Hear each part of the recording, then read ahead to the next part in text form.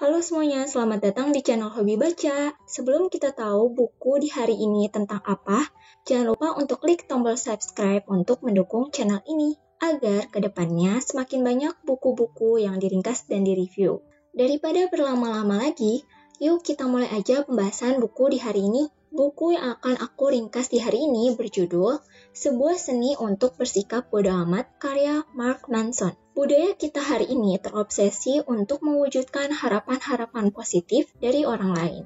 Dan kita sebenarnya tahu bahwa ini mustahil untuk diwujudkan. Harapan positif ini kita dapatkan dari berbagai media sosial yang akhirnya menciptakan kebahagiaan yang semu. Dunia tempat kita tinggal selalu mencecar kita bahwa untuk menuju kehidupan yang lebih baik, kita harus menjadi orang lain.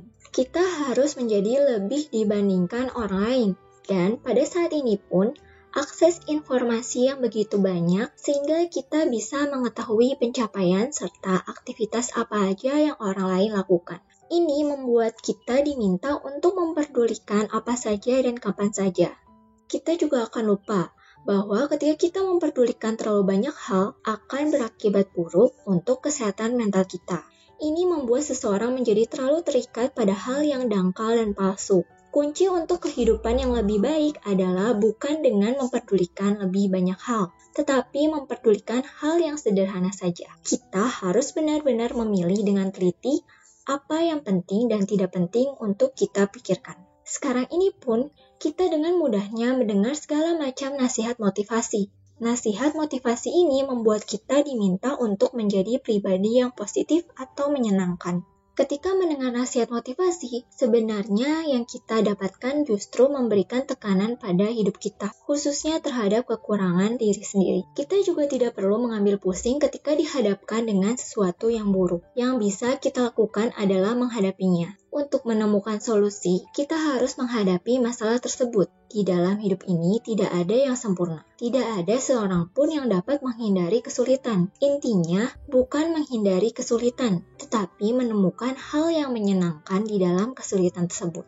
Kesulitan atau penderitaan secara biologis bermanfaat untuk diri kita sendiri. Rasa sakit ini berguna untuk membantu menunjukkan kepada kita apa yang baik dan apa yang buruk untuk diri kita sendiri. Jika kita berusaha menghindari masalah atau merasa seakan-akan tidak memiliki masalah apapun, kita akan membuat diri kita menjadi sengsara. Rahasianya adalah memecahkan masalah. Ada beberapa orang yang menghadapi masalah dengan dua cara. Pertama, penyangkalan. Beberapa orang mengingkari kenyataan bahwa mereka memiliki masalah. Yang kedua, mentalitas korban. Beberapa orang meyakini bahwa tidak ada yang dapat mereka lakukan untuk menyelesaikan masalah. Mereka lebih memilih menyalahkan orang lain daripada diri sendiri. Jika kita menelisik lebih jauh lagi, sebenarnya luka yang kita dapatkan dari kesulitan atau penderitaan membuat kita semakin kuat dan lebih tangguh. Tidak perlu untuk menyangkal luka, karena menyangkal luka sama saja dengan menyangkal potensi kita sendiri. Seseorang harus mengalami sakit emosional untuk mengembangkan ketangguhan emosional yang lebih besar. Karena hanya pada saat kita mengalami rasa sakit yang intens,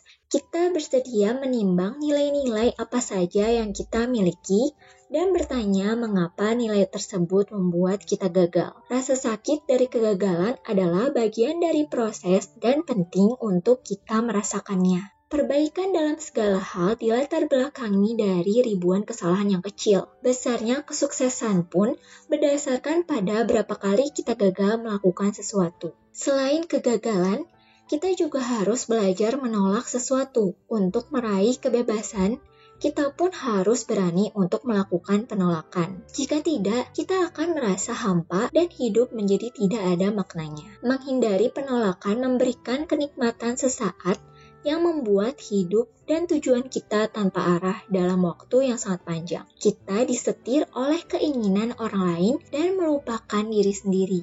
Karena ketika kita tidak bisa menolak, kita hidup tanpa nilai dan disetir oleh kenikmatan yang mematikan mereka sendiri. Yang dipedulikan adalah menjaga kenikmatan sedikit lebih lama dan menghindari diri dari kegagalan. Kebahagiaan tumbuh dari masalah. Yang harus kita lakukan adalah mengelola dan memilih medan juang kita sendiri. Ketika kita melihat kehidupan orang lain di media sosial, kita akan merasakan perasaan tidak nyaman di dalam diri. Kita juga akan dihadapkan pada standar yang tidak masuk akal dan mustahil untuk dihadapi. Dengan adanya teknologi, memang telah menyelesaikan masalah ekonomi dan masalah lainnya, tetapi memunculkan masalah psikologis yang baru. Kita dianggap tidak boleh berada di rata-rata karena akan dianggap sebagai kegagalan. Banyak orang takut menerima diri mereka yang sedang-sedang saja. Mereka yakin bahwa jika mereka menerimanya, mereka tidak akan pernah mencapai apapun, tidak akan pernah berubah menjadi lebih baik.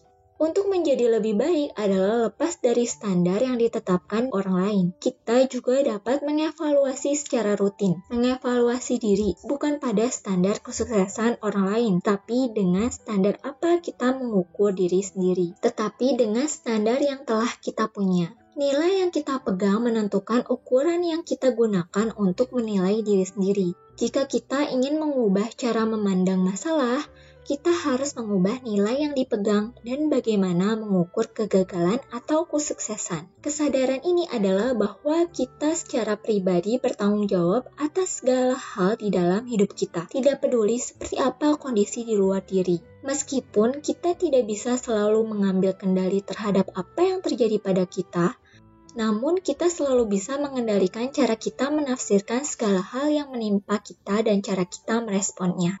Kita akan terus berperan aktif terhadap apa yang sedang terjadi pada diri kita sendiri. Dengan hal itu, kita mendapatkan dan menafsirkan makna dari setiap peristiwa dan kejadian yang kita alami. Sekian ringkasan dan pembahasan buku Sebuah Seni untuk Bersikap Bodo Amat, karya Mark Manson. Kalau yang belum tahu hobi baca itu channel apa, jadi di channel ini aku akan secara rutin membagikan video ringkasan dan review buku seminggu 2 kali. Jangan lupa untuk di-subscribe dan di-share. Sampai jumpa di video selanjutnya.